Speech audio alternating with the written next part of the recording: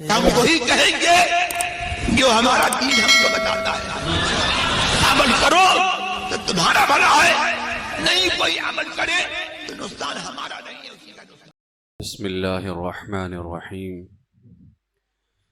نحمده ونصلي ونسلم على رسوله الكريم، اما بعد فاعوذ باللہ من الشیطان الرجیم. بسم اللہ الرحمن الرحیم. یا ایہا الذین آمنوا اتقوا اللہ وکونوا مع الصادقین. صدق اللہ العظیم وبلغنا رسوله النبی الکریم ونحن على ذلك لمن الشاہدین والشاکرین والحمد للہ رب العالمین.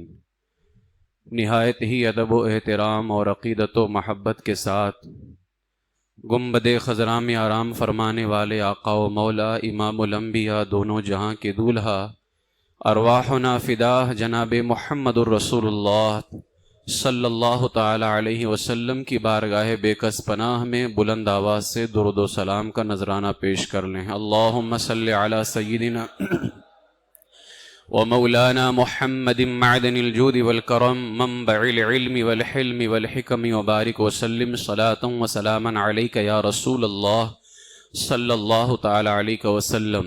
نبی اور آل نبی کی بارگاہ میں حصول برکت کے لیے ایک مرتبہ اور پڑھ لیجئے صلی اللہ علی النبی الامی وآلہ صلی اللہ علیہ وسلم صلاۃ وسلاما علیک یا سیدی یا رسول اللہ صلی اللہ تعالی علیہ وسلم.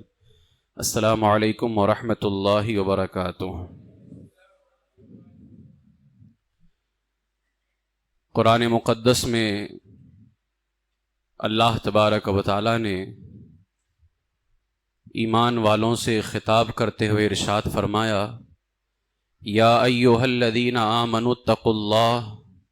اے ایمان والو اللہ سے ڈرو. وکونوا مع الصادقین اور سچوں کے ساتھ ہو جاؤ. کل کی جو تاریخ گزری ہے 15 رجب المرجب، فخر السادات سید السادات حضرت سیدنا امام جعفر صادق رضی اللہ تعالیٰ عنہ کے وصال پاک کی تاریخ تھی. حضرت امام جعفر صادق رضی اللہ تعالیٰ عنہ سلسلہ عالیہ قادریہ کے ایک بہت بڑے امام اور بزرگ ہیں، اور اہل بیت اطہار میں جو ائمہ کرام ہوئے ہیں ان میں چھٹے امام جو ہیں حضرت امام جعفر صادق رضی اللہ تعالیٰ عنہ ہیں. ہم اہل سنت و جماعت الحمدللہ امام جعفر صادق رضی اللہ تعالیٰ عنہ کی بارگاہ میں خراج عقیدت پیش کرتے ہیں اور ان کے روحانی فیضان سے مالا مال بھی ہوتے ہیں. سچ بولنے کی وجہ سے امام جعفر صادق رضی اللہ تعالیٰ عنہ کا لقب پڑا صادق. یہی وجہ ہے کہ جب ہم سلسلہ عالیہ قادریہ کا جب شجرہ پڑھتے ہیں تو اس میں آپ دیکھیں صدق صادق کا تصدق صادق الاسلام کر. اعلیٰ حضرت اللہ کی بارگاہ میں دعا فرماتے ہیں اے میرے مولا صدق صادق یعنی امام جعفر صادق کی سچائی کا تصدق واسطہ صادق الاسلام کر ہمیں اسلام کی سلامتی عطا فرما. بے غضب راضی ہو کاظم اور رضا کے واسطے. اور اے مولا امام موسیٰ کاظم اور امام علی رضا رضی اللہ تعالی عنہما کے طفیل بغیر غضب کیے ہوئے تو ہم سے راضی ہو جا. سیدنا امام جعفر صادق رضی اللہ تعالی عنہ یہ چھٹے امام ہیں. ہمارا جو سلسلہ ہے سلسلہ عالیہ قادریہ کے، اور آپ کی والدہ حضرت ام فروہ رضی اللہ تعالی عنہا. یہ ام فروہ کون ہیں؟ سیدنا صدیق اکبر رضی اللہ تعالی عنہ کی پڑ پوتی ہیں. سیدنا صدیق اکبر رضی اللہ تعالی عنہ کے بیٹے محمد، ان کے بیٹے قاسم اور ان کی بیٹی حضرت ام فروہ رضی اللہ تعالی عنہا. تو اس طرح سے آپ کی جو والدہ ہیں ام فروہ رضی اللہ عنہا اور صدیق اکبر رضی اللہ تعالیٰ عنہ، ان کے درمیان میں دو لوگ ہیں. ایک ام فروہ کے والد حضرت قاسم، پھر ان کے والد حضرت محمد، اور پھر سیدھا ان کے والد حضرت سیدنا صدیق اکبر رضی اللہ تعالیٰ عنہ. پھر جو آپ کے والد گرامی ہیں حضرت امام محمد الباقر رضی اللہ تعالیٰ عنہ، یہ 5ویں امام ہیں سلسلہ عالیہ قادریہ کے. تو آپ کے جو والد گرامی امام باقر ہیں یہ مولا علی رضی اللہ تعالیٰ عنہ کے پڑپوتے ہیں. والدہ صدیق اکبر کی پڑپوتی ہیں اور والد مولا علی رضی اللہ تعالیٰ عنہ کے پڑپوتے ہیں. یعنی آپ کے والد امام باقر، پھر ان کے والد امام زین العابدین، پھر ان کے والد امام حسین، پھر ان کے والد مولا علی رضی اللہ تعالیٰ عنہ. تو اگر اس اعتبار سے دیکھا جائے تو آپ کی والدہ اور صدیق اکبر کے درمیان 2 لوگ ہیں، حضرت قاسم اور حضرت محمد. اور اگر والد کے حساب سے دیکھا جائے تو آپ کے والد اور مولا علی کے درمیان بھی 2 لوگ ہیں، حضرت امام زین العابدین اور امام حسین رضی اللہ تعالیٰ عنہ.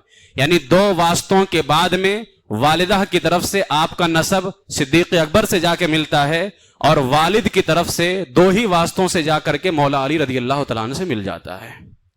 آپ اندازہ لگا سکتے ہیں کہ آپ والدہ کی طرف سے امام جعفر صادق رضی اللہ تعالیٰ عنہ والدہ کی طرف سے صدیقی ہیں، اور والد کی طرف سے حسینی سید ہیں. والد کی طرف سے حسینی سید. اس سے پتہ چلتا ہے کہ امام جعفر صادق رضی اللہ تعالیٰ عنہ کی رگوں میں صرف مولا علی کا خون ہی نہیں، صدیق اکبر کا بھی خون پایا جاتا ہے. کتنا عظیم رشتہ ہے صحابہ اور اہل بیت اطہار کا. افسوس کی بات ہے کہ آج لوگ انہی کے نام پہ سیاست کرتے ہیں، انہی کے نام پہ دین کے اندر جھگڑا کیا جاتا ہے. آپ اندازہ تو لگاؤ رشتہ کتنا عظیم ہے. آج جتنے بھی سرکار خواجہ غریب نواز ہوں یا غوث پاک ہوں، یہ سب امام جعفر صادق کی اولادوں میں سے آتے ہیں. بتاؤ ان سب کی رگوں میں جہاں مولا علی کا خون ہے وہیں صدیق اکبر کا بھی خون پایا جاتا ہے. افسوس ہے کہ جن کی رگوں میں صدیق اکبر کا خون پایا جاتا ہے انہی کی شان میں گستاخیاں کی جاتی ہیں.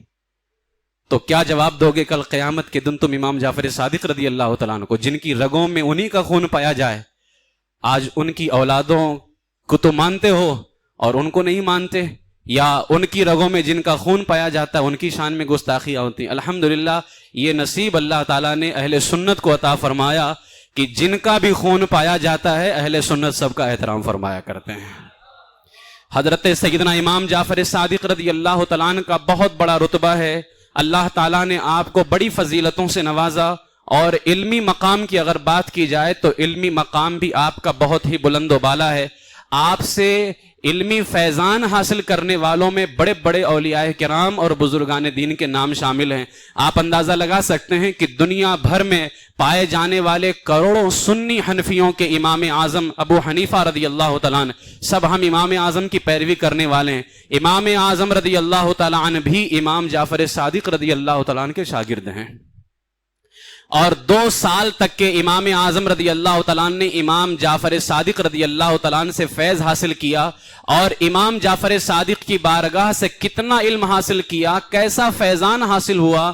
کروڑوں سنی حنفیوں کے امام اعظم کو خود امام اعظم بیان فرماتے ہیں کہ جب آپ سے کسی نے پوچھا کہ آپ کی عمر کتنی ہے تو آپ نے فرمایا 2 سال ہے. سائل نے کہا حضور آپ کی عمر تو بہت زیادہ ہے، غالباً اس وقت آپ کی عمر 55 یا 56 سال کی تھی. تو پوچھنے والے نے کہا حضور آپ کی عمر تو اتنی زیادہ ہے اور آپ کہتے ہیں کہ آپ 2 سال کے ہیں، تو آپ 2 سال کیوں بتا رہے ہیں؟ میرے امام اعظم ابو حنیفہ رضی اللہ تعالیٰ نے فرمایا یقیناً میری عمر بہت زیادہ ہے، لیکن میں اصل عمر وہی سمجھتا ہوں جو 2 سال میرے امام جعفر صادق رضی اللہ تعالیٰ کی بارگاہ کے اندر گزرے ہیں.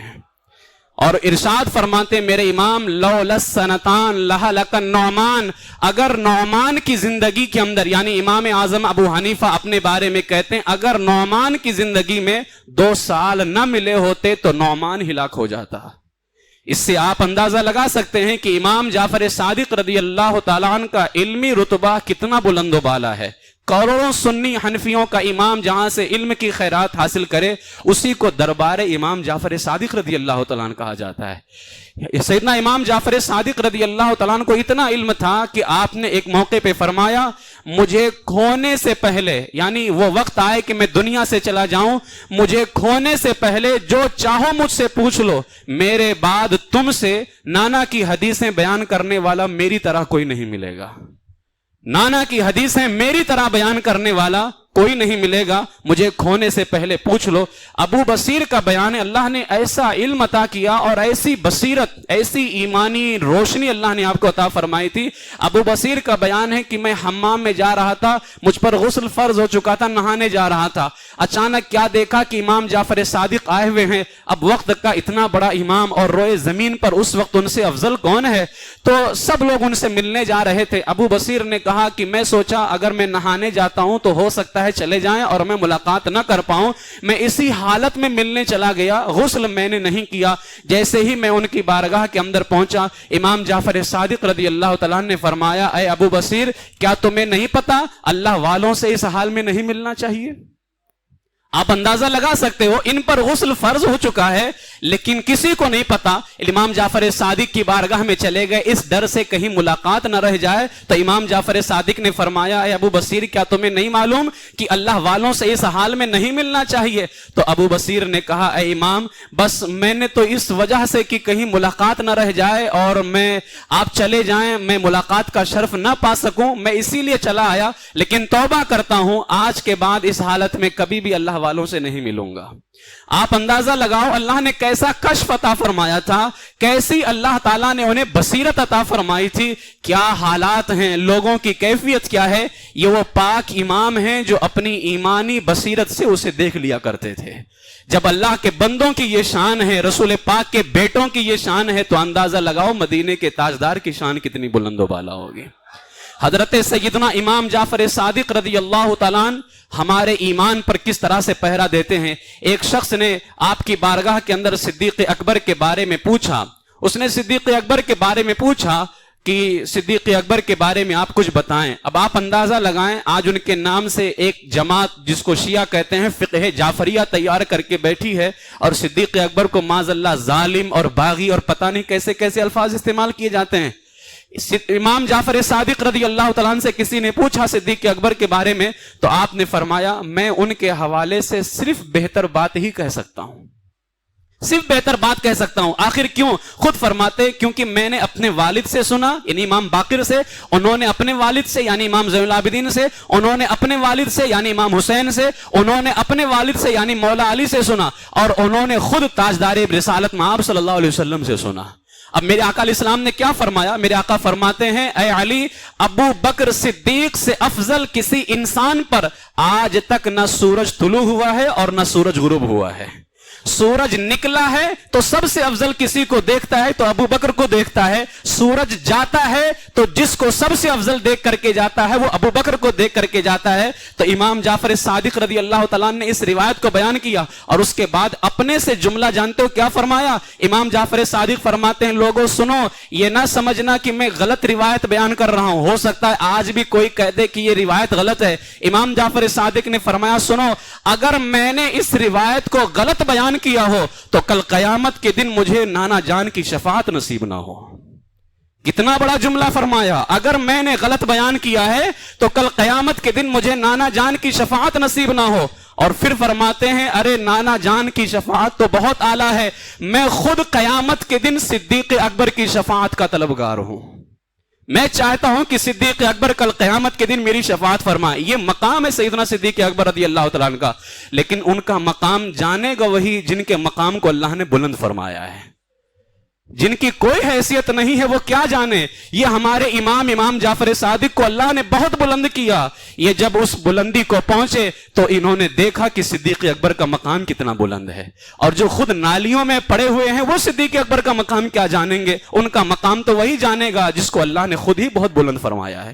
سیدنا امام جعفر صادق رضی اللہ تعالیٰ عنہ پھر ارشاد فرماتے ہیں، سنو، جو شخص ابو بکر و عمر سے نا واقف ہے، ان کی فضیلتوں کو نہیں جانتا ہے، وہ سنت سے نا واقف ہے، اور میں نے، امام جعفر صادق فرماتے، میں نے اہل بیت میں سے کسی کو نہیں دیکھا جو ابو بکر و عمر سے محبت نہ رکھتا ہو۔ یعنی جو بھی اہل بیت میں سے ہوگا وہ ابو بکر و عمر سے ضرور محبت رکھے گا۔ ایک شخص نے آپ سے شیخین کریمین کے بارے میں ایک مرتبہ اور پوچھا تو آپ نے ارشاد فرمایا، تم مجھ سے ان کے بارے میں پوچھتے ہو جنہوں نے جنت کا پھل کھا لیا ہے۔ یعنی اب پوچھ رہے ہو کہ وہ بخشے گئے کہ نہیں بخشے گئے؟ ارے وہ بخشے جانا تو دور کی بات ہے، انہوں نے تو جنت کا پھل بھی کھا لیا ہے۔ اور ابھی تک تم اس چکروں میں پڑے ہوئے ہو کہ وہ بخشے گئے کہ نہیں بخشے گئے۔ امام جعفر صادق رضی اللہ تعالیٰ نے کیا ہی خوبصورت پیغام دیا، فرماتے اس شخص کے ساتھ میرا کوئی تعلق نہیں جو ابو بکر و عمر کا ذکر بھلائی کے ساتھ نہ کرے، جو ان کا ذکر بھلائی کے ساتھ نہ کرے، میرا اس کے ساتھ کوئی تعلق نہیں۔ میرے عزیزو، میں آپ کو یہ پیغام دینا چاہوں گا، جس چیز کا پیغام، جس کی تعلیم امام احمد رضا نے دی ہے، یہ اہل بیت سے نفرت کرنے والوں کی تعلیم نہیں ہے، یہ تو خود اہل بیت کی تعلیم ہے۔ یہ خود اہل بیت کے پاک اماموں کی تعلیم ہے کہ جو امام احمد رضا نے اس زمانے کے اندر ہمیں تعلیم دی ہے۔ آپ اندازہ لگائیں کیسی محبت تھی ان پاک اماموں کو صحابہ کرام سے، بالخصوص ابو بکر و عمر رضی اللہ تعالیٰ عنہما سے کس قدر پیار کرتے تھے، اور کتنا ستھرا اور پاکیزہ ایمان وہ رکھتے تھے۔ ہم اہل سنت الحمدللہ انہی آقاؤں سے اپنا ایمان لیتے ہیں، اور ہمیں اہل بیت کے بارے میں کیسا عقیدہ رکھنا چاہیے ہم صحابہ سے سیکھتے ہیں، اور صحابہ کے بارے میں کیسا عقیدہ رکھنا چاہیے ہم اہل بیت اطہار سے سیکھتے ہیں۔ لہٰذا ہمیں تم سے لینے کی کوئی ضرورت نہیں ہے، کیسے آقاؤں کا بندہ ہوں رضا، بول بالے میری سرکاروں کے۔ ہمیں صحابہ کا احترام کرنا اہل بیت نے سکھایا ہے۔ جب ہم دونوں کی زندگی کو پڑھتے ہیں تو اہل بیت صحابہ کے قدموں میں جھک رہے ہیں، صحابہ اہل بیت کے قدموں میں جھکتے ہوئے نظر آتے ہیں۔ ہم نے جان لیا یہ دونوں ایک دوسرے کے قدموں میں جھکتے ہیں، ہم غلام ہیں، ہمیں دونوں کے قدموں میں جھکنا چاہیے۔ لہٰذا یہ ہمیں ایمان ملا ہے ان صحابہ کرام اور اہل بیت اطہار رضی اللہ تعالیٰ عنہم سے۔ حضرت سیدنا امام جعفر صادق رضی اللہ تعالیٰ عنہ کو اللہ نے جہاں علم عطا کیا، وہیں آپ تقوی پرہیزگاری کے بھی بادشاہ ہیں۔ آخر کیوں نہ ہو آپ کا نسب مولا کائنات رضی اللہ تعالیٰ عنہ سے جا کر کے ملتا ہے۔ حضرت امام مالک رضی اللہ تعالیٰ نے، بڑے بڑے اولیاء کرام نے، اماموں نے امام جعفر صادق کے تقوی اور پرہیزگاری کی گواہی دی۔ امام مالک کہتے ہیں میں نے جب بھی امام جعفر صادق کو دیکھا تین عبادتوں میں پایا، یا تو امام جعفر صادق نماز پڑھتے تھے، یا وہ روزہ رکھتے تھے، یا پھر وہ تلاوت قرآن میں مصروف رہا کرتے تھے۔ یہ تین عبادتوں کے اندر امام جعفر صادق کو کیسا علم اللہ نے عطا کیا، لیکن اس کے باوجود بھی اللہ کا خوف آپ کے اندر کتنا تھا۔ حضرت سیدنا امام جعفر صادق رضی اللہ تعالیٰ عنہ کے پاس تقوی کی کوئی کمی نہیں، پرہیزگاری کی کوئی کمی نہیں، علم کی کوئی کمی نہیں۔ آپ کے شاگردوں میں بڑے بڑے امام پائے جاتے ہیں، ہمارے پاس تو کچھ بھی نہیں ہے، لیکن آج ہمارے اندر اللہ کا خوف نہیں۔ سب کچھ جس امام کے قدموں میں تھا، آج دنیا خیرات حاصل کرتی ہے تو ان کے قدموں سے حاصل کرتی ہے۔ آپ اندازہ لگاؤ ان کا خوف خدا کیسا تھا۔ ایک بار میرے امام نے اپنے غلاموں سے فرمایا، جو آپ کی بارگاہ میں غلام رہتے تھے، امام جعفر صادق نے اپنے غلاموں سے کہا آؤ ہم لوگ بیٹھتے ہیں اور وعدہ کرتے ہیں۔ کہا کیا وعدہ ہے؟ تو غلاموں نے جب کہا وعدہ کیا ہے، امام نے فرمایا کہ یہ وعدہ کرتے ہیں ہم لوگ ایک دوسرے سے کہ ہم میں سے قیامت کے دن جو پہلے بخشا جائے گا وہ ہم میں سے سب کی شفاعت کرے گا۔ تو امام جعفر صادق رضی اللہ تعالیٰ نے جب غلاموں سے کہا کہ وعدہ کرو جو ہم میں سے پہلے کل قیامت کے دن بخشا جائے گا وہ باقی سب کی شفاعت کرے گا۔ غلاموں نے کہا حضور آپ تو رسول اللہ کے بیٹے ہیں، آپ تو رسول اللہ کے شہزادے ہیں، اور آپ کے دادا تو دونوں عالم کی شفاعت کرنے والے ہیں، آپ کو ہماری شفاعت کی کیا ضرورت ہے؟ ہم آپ کی شفاعت کریں، آپ کو اس کی تو کوئی حاجت نہیں۔ اب میرے امام کا جملہ سنو، میرے امام نے فرمایا، امام جعفر صادق رضی اللہ تعالیٰ نے، اے میرے غلاموں سنو، مجھے اپنے اعمال سے شرم آتی ہے، قیامت کے دن دادا جان کو کیا منہ دکھاؤں گا؟ یہ ان کی عاجزی ان کی ساری ہے۔ اس کا یہ مطلب نہیں کہ وہ گنہگار تھے، لیکن اللہ کا خوف کتنا زیادہ تھا۔ کہتے ہیں مجھے خود اپنے اعمال سے شرم آتی ہے، قیامت کے دن میں نانا جان کو منہ کیا دکھاؤں گا؟ اللہ نے ایسا خوف دیا تھا۔ امام اعظم ابو حنیفہ رضی اللہ تعالیٰ عنہ کے ایک شاگرد ہیں، بہت بڑے عالم اور بزرگ ہیں، جن کا نام ہے حضرت داؤد طائی رحمۃ اللہ تعالیٰ علیہ۔ حضرت داؤد طائی رحمۃ اللہ تعالیٰ علیہ جانتے ہو کون ہے؟ تقوی اور پرہیزگاری میں ان کا بڑا مقام ہے، حضرت داؤد طائی رحمۃ اللہ تعالیٰ علیہ کا۔ اور ایک لمحہ بھی ضائع نہیں کرتے تھے، بیکار نہیں کرتے تھے، حتیٰ کہ پانی میں جو ہے روٹی بھگو کر کے کھایا کرتے تھے۔ کسی نے کہا حضور آپ سالن سے کیوں نہیں کھاتے ہیں؟ تو حضرت داؤد طائی نے فرمایا اگر میں روٹی سالن میں بھگو کر کے کھاؤں گا وقت زیادہ لگے گا، میں چاہتا ہوں کہ میرا وقت بچ جائے، اور جتنا وقت بچے گا میں تلاوت قرآن کروں گا، اس لیے روٹی کو پانی میں بھگو کر کے کھایا کرتے تھے۔ داؤد طائی اتنے بڑے پرہیزگار تھے کہ آپ کے زمانے کے بڑے بڑے اولیاء نے کہا کہ عبادت کے اندر داؤد طائی نے ہمیں تھکا کر کے رکھ دیا ہے. یعنی اتنی عبادت کرتا ہے, اگر ہم اس کے ساتھ عبادت کرنے لگ جائیں تو ہم تھک جاتے ہیں, لیکن یہ نہیں تھکتا ہے. اس طرح مقام تھا حضرت داؤد طائی کا. لیکن اس کے باوجود جب حضرت داؤد طائی نے امام جعفر صادق سے فرمایا, حضور آپ کا تعلق اہل بیت اطہار سے ہے, آپ مولائے کائنات کے شہزادوں میں آتے ہیں, آپ ہمیں کوئی نصیحت فرما دیجئے. جب داؤد طائی نے کہا حضور مجھے کوئی نصیحت فرما دیں, تو امام جعفر صادق رضی اللہ تعالیٰ عنہ کیا فرماتے ہیں, اے داؤد طائی میں تو خود خوف میں ہوں کہ میں قیامت کے دن, کہیں قیامت کے دن میرے نانا میرا ہاتھ پکڑ کر کے یہ نہ پوچھ لے, اے جعفر تو نے خود میری پیروی کا حق ادا کیوں نہ کیا, کیونکہ نجات کا تعلق, کامیابی کا تعلق نسب سے نہیں ہے, اعمال صالحہ سے ہے, نیک کاموں سے ہے. تو اے داؤد طائی تم مجھے کہتے ہو کہ میں کوئی نصیحت کروں, میں تو خود خوف میں ہوں کہ قیامت کے دن اگر میرے نانا جان نے میرا ہاتھ پکڑ لیا اور کہا کہ تو نے میری پیروی کا, میری فرمانبرداری کا حق ادا کیوں نہ کیا, تو میں کیا جواب دوں گا. جب اتنا سنا حضرت داؤد طائی رحمت اللہ تعالی نے اتنا روئے اور فرمایا یہ وہ ہستی ہیں جن کے دادا اللہ کے آخری رسول ہیں, اگر ان کے خوف کا یہ عالم ہے تو ہم کس گندی کے اندر آتے ہیں,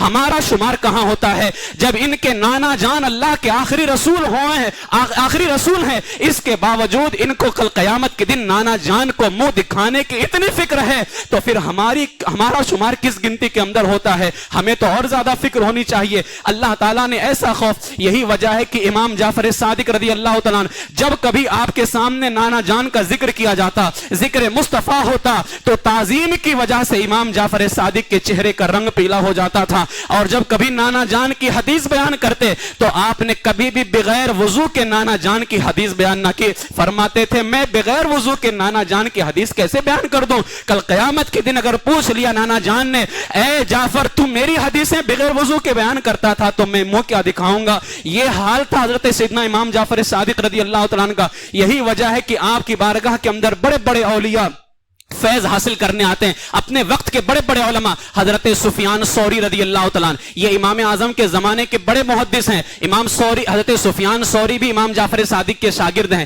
حضرت سفیان ثوری, ان کا لقب ثوری کب پڑا, ثور کہتے ہیں عربی میں بیل کو. حضرت سفیان ثوری مسجد میں گئے. اب مسجد میں جائیں تو پہلے داہنا پاؤں اندر رکھنا سنت ہے, بعد میں بایاں پاؤں. حضرت سفیان جب مسجد میں گئے نا تو آپ نے غلطی سے بایاں پاؤں اندر رکھ دیا, جو سنت کے خلاف ہے. آج ہم لوگ سنت کو معمولی سمجھ کر کے چھوڑ دیتے ہیں. آواز آئی عالم ربانی سے, اے سفیان بیل بھی اسی طرح سے گھستے ہوئے چلے آتے ہیں, تجھے میرے محبوب کی سنتوں کی پرواہ نہیں ہے. عربی میں سور بیل کو کہتے ہیں. اسی دن سے حضرت سفیان کا لقب پڑ گیا سور. میرے عزیزو ہمارا حشر بہت برا ہونے والا ہے, اس لیے کہ وہ ایسے اللہ کے محبوب تھے, جب سنتیں چھوٹتی تھیں اللہ ان کو فوراً آگاہ فرما دیتا تھا, وہ سمجھ جایا کرتے تھے.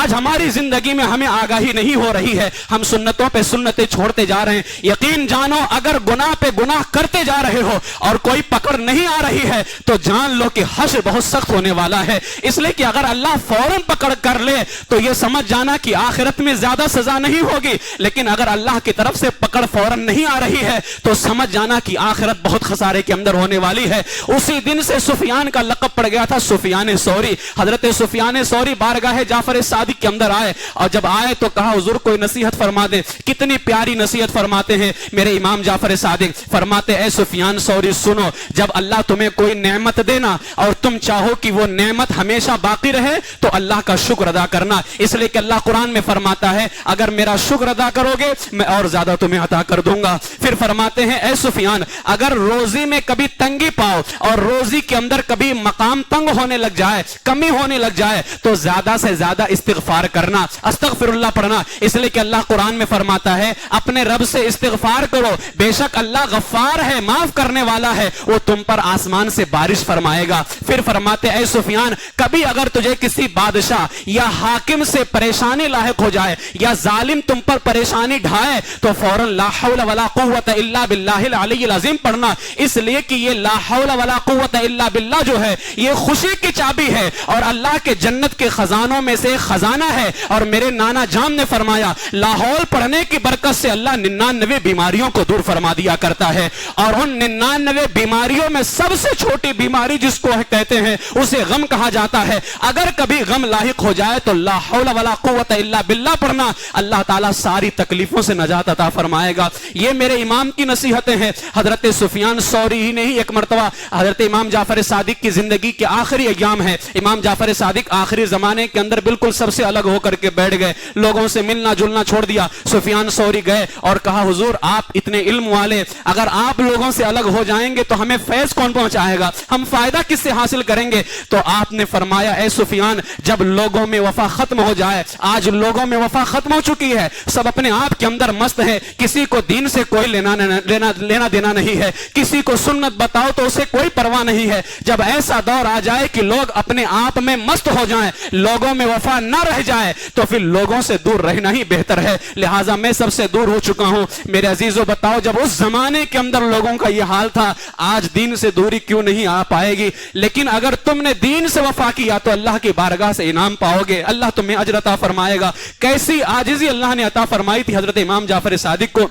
एक बार एक शख्स ने आपको बड़े अच्छे लिबास के अंदर देखा तो कहता हुजूर ये लिबास तो अहले बैत का नहीं है, यानी अहले बैत इतना अच्छा लिबास नहीं पहनते हैं, अहले बैत तो बहुत ही आजिज़ी में रहते हैं, इनकिसारी में रहते हैं, इतनी शान बान से नहीं रहते हैं। तो इमाम जाफर सादिक ने उसका हाथ पकड़ा और हाथ पकड़ करके अपने कुर्ते के नीचे किया। जब उसके हाथ को अपने कुर्ते के नीचे किया तो उसने क्या देखा कि इमाम जाफर सादिक टाट का लिबास पहने हुए हैं जो हाथों में चुभ रहा है। तो उसने ताज्जुब से कहा हुजूर ये क्या है, ऊपर इतना शानदार लिबास और नीचे टाट पहने हुए हैं। आपने फरमाया ऊपर वाला लिबास मखलूक के लिए है, अंदर वाला लिबास अल्लाह को राजी करने के लिए है। मैं असल लिबास तो मेरा वही है, लेकिन ऊपर का लिबास इसलिए पहना ताकि लोग मेरे करीब आए, मैं लोगों को कुछ तालीम दूं। अगर मैं यूं ही फटे पुराने में रहूंगा तो कोई मेरे करीब कैसे आएगा। लेकिन असल लिबास तो हमारा अंदर का है। इस कदर इमाम जाफर सादिक रज़ी अल्लाह तआला अन्हु को फिक्र थी। यकीनन ये फिक्र इमाम जाफर सादिक को हुजूर अलैहिस्सलातु वस्सलाम से मिली है। मेरे आका अलैहिस्सलातु वस्सलाम भी मौत को याद फरमाया करते, इमाम जाफर सादिक रज़ी अल्लाह तआला अन्हु भी मौत को याद फरमाया करते। कितनी अजमत और शान के मालिक हैं, लेकिन इसके बावजूद रातों को कब्रिस्तानों में जाया करते थे और फरमाते थे ऐ कब्र वालों क्या बात है, मैं तुम लोगों को पुकारता हूं लेकिन तुम कोई जवाब नहीं देते। फिर फरमाते अफसोस तुम कैसे जवाब दोगे, मेरे और तुम्हारे दरमियान तो पर्दा हो गया है, लेकिन आइंदा मैं भी तुम्हारे ही जैसा होने वाला हूं। यही फरमाते रहते मैं भी आने वाला हूं, यही मेरा आखिरी मकान है, यही मेरी जगह है। फरमाते रहते यहां तक कि सुबह सादिक हो जाती। फिर आप नमाज फजर के लिए तशरीफ लाते और फरमाते हैं ऐ आदम के बेटो सुनो,